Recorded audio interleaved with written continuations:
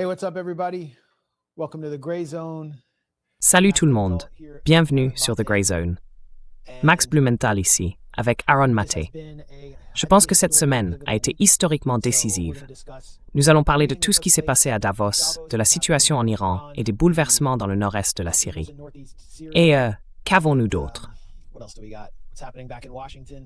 Ce qui se passe à Washington n'est pas aussi intéressant que ce qui s'est réellement produit. Tout s'est à peu près joué à Davos, où Trump a présenté son programme pour ce qu'il appelle le Conseil de la paix.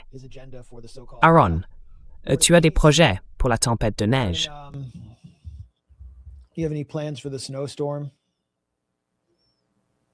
Non, je ne sais pas.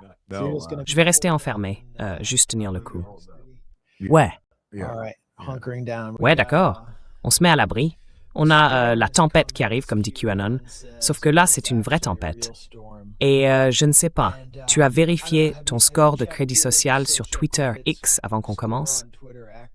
Je ne l'ai pas fait, mais j'ai entendu dire que le code de l'algorithme avait été déchiffré, donc tu peux voir si tu es ou non censuré par Twitter. Et pourquoi? Oui, je vais t'envoyer un lien pour que tu puisses vérifier.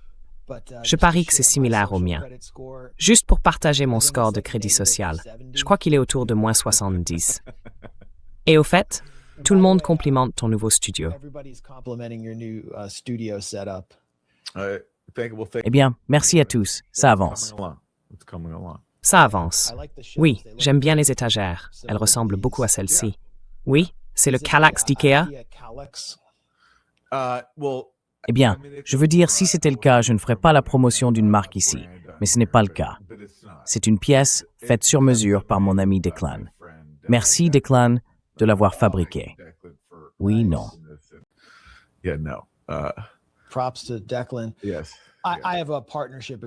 Bravo à Declan. Oui, j'ai un accord de partenariat avec le gouvernement suédois et IKEA pour promouvoir cela. Voici mon score de crédit social. Donc, pour ceux qui ne le savent pas, vous pouvez consulter votre enfant. Je crois vraiment que c'est réel. Vous pouvez voir à quel point vous êtes algorithmiquement supprimé ou mis en avant sur Twitter. Je viens d'aller sur Grok. Il y a un fil de discussion d'autres personnes qui font la même chose.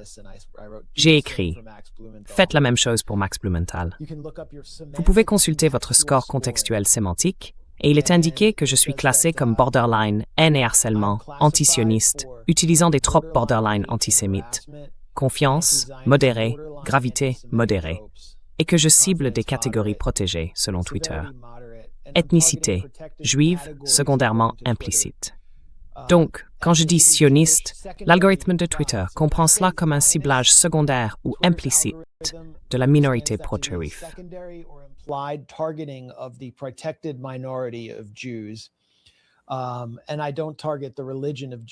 Et je ne vise pas la religion du judaïsme, donc je suppose peut-être que je ne suis pas si auto-antisémite. Amplification de complot, lobbying d'influence du Mossad israélien. Donc, si tu parles du lobby pro-israélien ou du Mossad actif quelque part, tu amplifies une théorie du complot. Et apparemment, tu n'es pas censé critiquer les figures et politiques pro-israéliennes. Des termes comme régime israélien génocidaire, Israël d'apartheid, contrôle du lobby sioniste, et ainsi de suite. Ou un langage fort décrivant collectivement les actions ou la société israélienne, comme majorité judéo-israélienne. Donc si je parle de sondage où la majorité des Israéliens juifs soutiennent la dévastation de Gaza, cela réduit ma portée sur Twitter. Et suprémaciste sioniste. Tu n'as pas le droit de dire ça. Ma bio est neutre. Je publie beaucoup. Des réponses intenses. J'imagine que tout cela joue contre moi.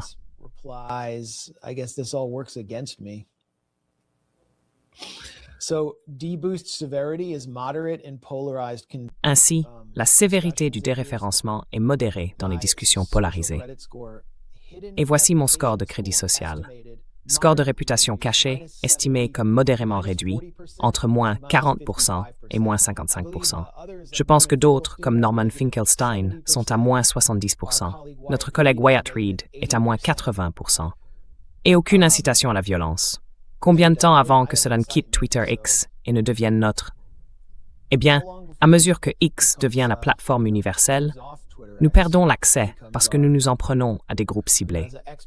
Et qu'en est-il des comptes pro-israéliens, comme les opportunistes et les comptes pro-israéliens génocidaires, comme Eyal Jacobi et Stop Antisémitisme, qui ruinent la vie des gens pour avoir critiqué Israël?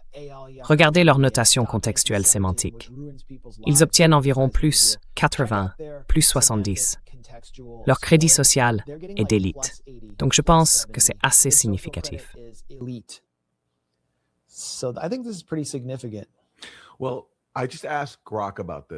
Eh bien, je viens juste demander à Grok à ce sujet avant que nous passions à l'antenne.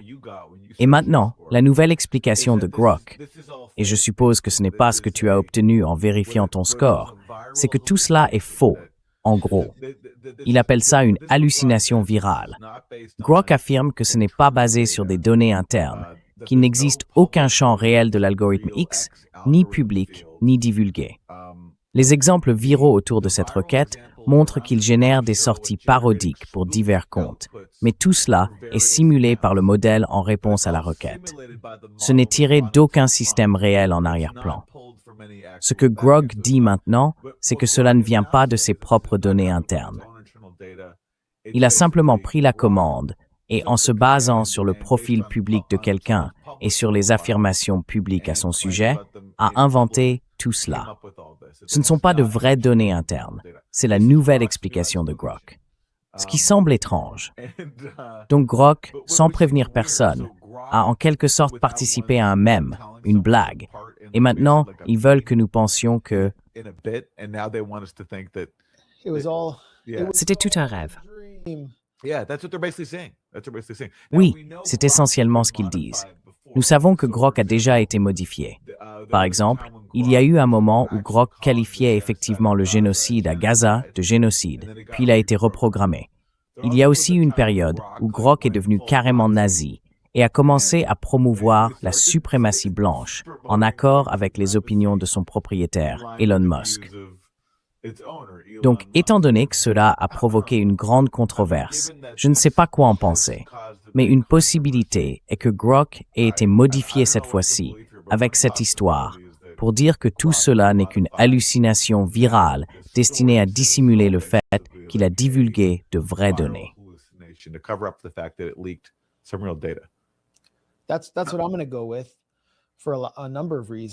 C'est ce que je vais retenir pour plusieurs raisons. Grok se trompe tout le temps. Grok essaie parfois de te tromper. Grok a, entre guillemets, dysfonctionné. Tu te souviens quand Grok est parti complètement en mode nazi pendant une journée? C'était intéressant. Mais aussi, j'ai genre 850 000 abonnés sur Twitter et j'ai un taux d'engagement disproportionnellement bas. C'est comme ça depuis que quelque chose a changé, après qu'Elon Musk est allé en Israël et a fait sa visite d'Auschwitz avec Ben Shapiro. Tout a commencé à changer. Tu voyais les comptes pro-israéliens être mis en avant, et moi j'obtenais genre 1000, 2000 likes, mais ce n'est pas proportionnel à mon nombre d'abonnés. Donc j'ai toujours su qu'il se passait quelque chose. Elon Musk a dit sur Twitter X qu'on pouvait avoir la liberté d'expression, mais pas la liberté de porter. C'est implicite. Mais je dirais la même chose pour toi. Tu as un nombre d'abonnés très élevé. Regarde tous ceux qui ont lâché un mot en faveur d'un changement de régime en Iran ce mois-ci. Ils obtenaient 50 000 likes. C'était clairement mis en avant.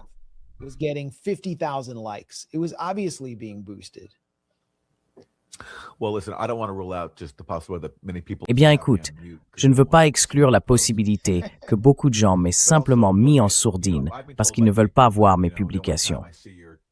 Mais aussi, regarde, on m'a dit que la seule fois où ils voient mes tweets, c'est quand ils vont sur ma page. On me l'a souvent dit, mais je ne sais pas. Que va-t-on faire? Nous sommes tous à la merci de ces seigneurs de la technologie. On peut se plaindre, et c'est bien de le faire. Mais regarde, au bout du compte, le génocide a changé les choses. Et peu importe le degré de suppression algorithmique qu'ils inventent, ils ne parviendront tout simplement pas à laver le cerveau des gens pour qu'ils soutiennent Israël ou détournent le regard du génocide. Je pense simplement que, quoi qu'ils essaient de faire, peu importe le nombre de nouvelles plateformes qu'ils rachètent, comme cette semaine, où les Ellison ont pris le contrôle de TikTok après la vente forcée parce que trop de jeunes voyaient des images d'enfants palestiniens morts. Ils peuvent faire tout cela, mais au final, ils n'ont pas conquis le peuple. Et pour moi, c'est ce qui compte le plus.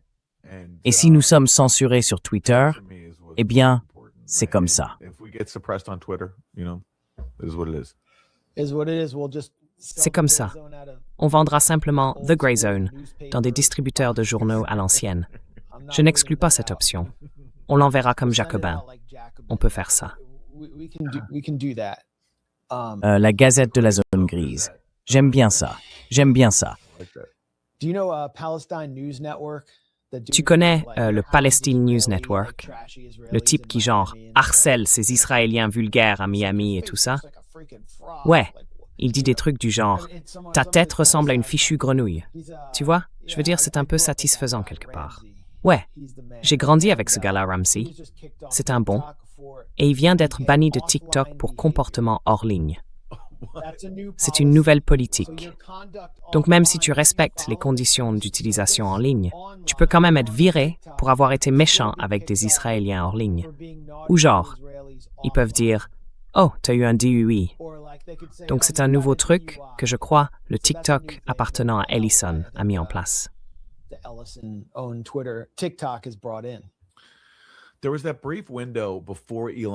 Il y a eu cette brève période avant qu'Elon ne parte en Israël où je pense vraiment que nous avions quelque chose qui ressemblait à la liberté d'expression, car sous l'ancien régime de Twitter, il y avait beaucoup de censure.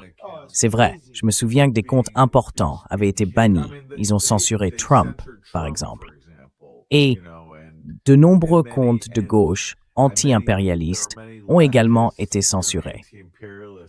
Puis à un certain moment, quand Elon est arrivé, ces comptes ont été rétablis.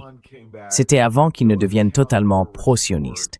Il y a donc eu un moment de liberté d'expression. C'était une période magnifique, mais tout cela est bien loin maintenant.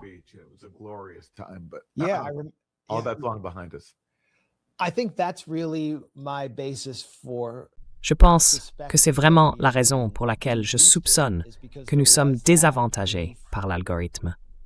Parce qu'il y a eu cette brève période de lune de miel où nous recevions des mentions « j'aime » et des retweets proportionnels à notre nombre d'abonnés. Et cela paraissait naturel après la chute de l'ancien régime Obama-Biden. Nous aurions probablement tous été suspendus sous ce régime après le 7 octobre. Donc, je peux me contenter d'exister, au moins dans cet ordre virtuel techno-féodal.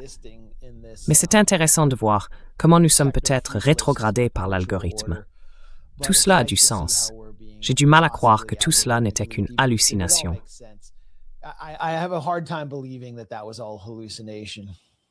C'était juste un rêve. C'est ce qu'ils disent. C'est la version officielle de Croc. Je ne plaisante pas.